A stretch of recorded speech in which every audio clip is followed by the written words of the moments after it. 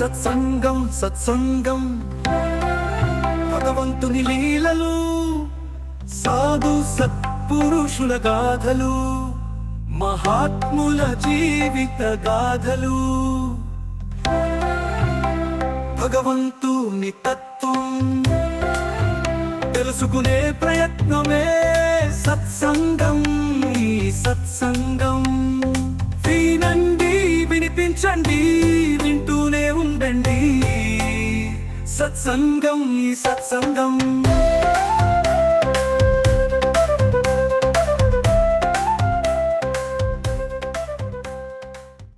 పూర్వజన్మలో చేసుకున్న పుణ్యఫలం ఈ జన్మలో మనకు ఎటువంటి ఫలితాన్ని ఇస్తుందో ఈ కథలోకి వెళ్ళి అందరం విని తెలుసుకుందాము. మోహన్వాణి శ్రోతలందరికీ హృదయపూర్వక ధన్యవాదాలు. ముందుగా అందరికీ శుభ గురువారం. ఆ సాయినాథుని యొక్క ఆశీస్సులతో మనం అందరం కూడా హాయిగా సంతోషంగా ఉండాలని మనస్ఫూర్తిగా కోరుకుంటున్నాను. ఏ పూర్వ సంబంధమో సాయి నీ భక్తులైనామయా, సాయి నీ భక్తులైనామయా. ఏ పూర్వ సంబంధమో సాయి నీ భక్తులైనామయా, సాయి నీ భక్తులైనామయా. మా పుణ్యాల ప్రతిఫలముగా మేము నీ శరణు కోరామయా. ఏ పూర్వ సంబంధమో సాయి నీ భక్తులైనామయా, సాయి నీ భక్తులైనామయా. బాబాకు భక్తులవడం కూడా ఇది పూర్వజన్మ పుణ్యఫలమే.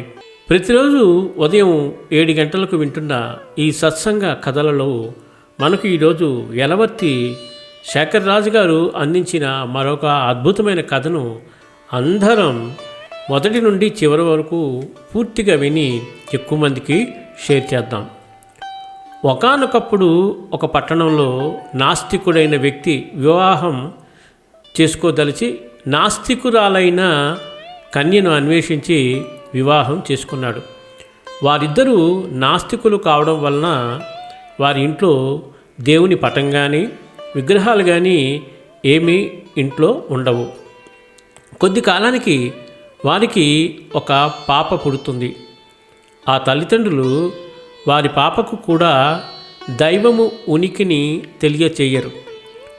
ఒకసారి వారు ప్రక్క గ్రామానికి ఆటోలో వెళ్తూ ఉంటే ఒక లారీ ఢీకొని ఆ పాప తల్లిదండ్రులు అక్కడికక్కడే మరణించారు.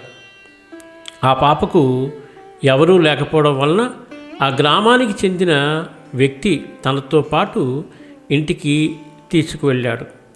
ఆ వ్యక్తి ఆస్తికుడు కాబట్టి వారి ఇంట్లో వినాయకుడు, వెంకటేశ్వర స్వామి ఇలా అందరి దేవుళ్ళు ఫోటోలు చూసి ఆ పాప వారందరి గురించి అడుగుతుంది.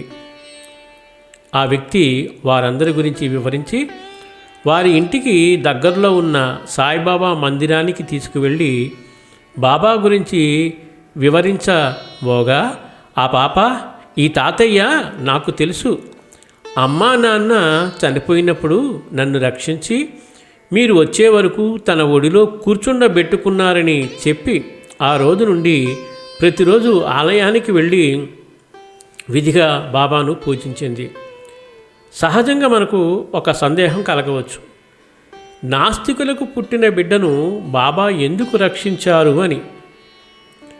ఆ పాప గత జన్మలో బాబాకు భక్తురాలు.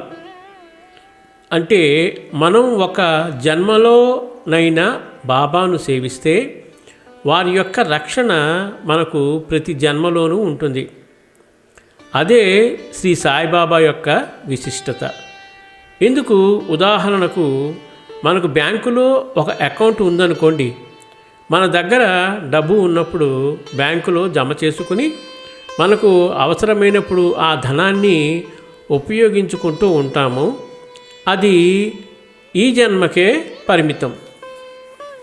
కానీ బాబాకు ఒక్కసారి నమస్కరించిన, సత్సంగానికి వచ్చిన, బాబాగారి దగ్గర మనకు ఒక అకౌంటు ఏర్పడుతుంది. అలా చేస్తే మనం చేసే నమస్కారమైన, ప్రదక్షిణైన, నామస్మరణ అయినా, పారాయణ అయినా మన అకౌంటులలో నిల్వ అయి ఉంటాయి. ఎప్పుడైతే మనం బాబాని సహాయం అడిగినప్పుడు మన యొక్క ఫలాన్ని బట్టి, అంటే మన అకౌంట్లో ఉన్న దాన్ని బట్టి మనకు బాబా జన్మజన్మలకు సహాయం చేస్తారు. కనుక మనమందరం దీనిని గుర్తించుకొని బాబా దగ్గర మనకున్న అకౌంట్లో ఈరోజు ఎంత నిల్వ చేశామని ఒక్కసారైనా ప్రతిరోజు గుర్తు చేసుకుంటే ప్రతి జన్మలోనూ వారి రక్షణ మనకు తప్పక లభిస్తుంది. ఇదే పూర్వజన్మ పుణ్య ఫలం. వచ్చే జన్మలో కూడా మనం అద్భుతమైన బాబా యొక్క ఆశీస్సులు పొందాలి అంటే మరి బాబా భక్తిలో మనం ఒక అకౌంట్ ఓపెన్ చేసుకోవాలి. ఆ అకౌంట్లో కొద్దిగా నిల్వ చేసుకోవాలి.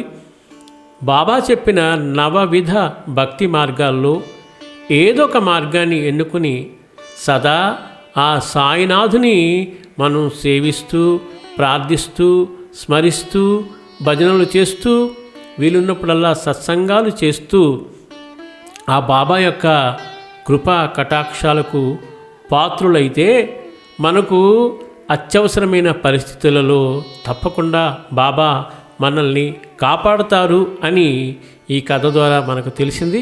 కాబట్టి ఈ జీవితం బాబాకే అంకితం. కాబట్టి అందరూ బాబాను నమ్ముకొని బాబా యొక్క స్మరణలో మన జీవితాలని సాగదీద్దాం. ఇంత అద్భుతమైన కథను మనకు అందించిన మన రచయిత శ్రీ యలవర్తి శేఖర్ రాజు గారికి మోహనవాణి మరియు మోహనవాణి శ్రోత తరపున హృదయపూర్వక ధన్యవాదాలు తెలియచేసుకుంటూ, ఇంత అద్భుతమైన కథను మీరందరికీ షేర్ చేసినట్లయితే మీ పుణ్యము అనే అకౌంట్లో కొద్దిగా పుణ్యం అనేది యాడ్ అవుతుంది. ఎందుకంటే ఇటువంటి మంచి సత్సంగాన్ని మనం 10 మందికి షేర్ చేసి వినిపిస్తున్నందుకు. కాబట్టి ఇంకా ఆలస్యం చేయకుండా మీరందరూ ఈ అద్భుతమైన కథను షేర్ చేస్తారు కదా. నాకు తెలుసండి, తప్పకుండా మీరు షేర్ చేస్తారు. మన మోహనవాణిని పైకి తీసుకొస్తారు, మీ సపోర్ట్ ఇస్తారని మనస్ఫూర్తిగా కోరుకుంటూ, మీ అందరికీ ఆ ఉత్సాహాన్ని, ప్రోత్సాహాన్ని ఇవ్వాలని చెప్పి ఆ సాయినాథుని మనస వాచ కర్మణ కోరుకుంటూ, సర్వేజన సుఖనుభవంతు, లోకా సమస్త సుఖనుభవంతు. ధన్యవాదాలు. స్వస్తి. మన మోహనవాణి కార్యక్రమాలు మీకు నచ్చినట్లయితే వెంటనే ఒక లైక్ చేయండి, అలాగే కామెంట్ చేయండి, ఎక్కువ మందికి షేర్ చేయండి. సబ్స్క్రైబ్ చేసుకోకపోతే వెంటనే మన ఛానల్కి ఇప్పుడే సబ్స్క్రైబ్ చేసుకోండి. ధన్యవాదాలు.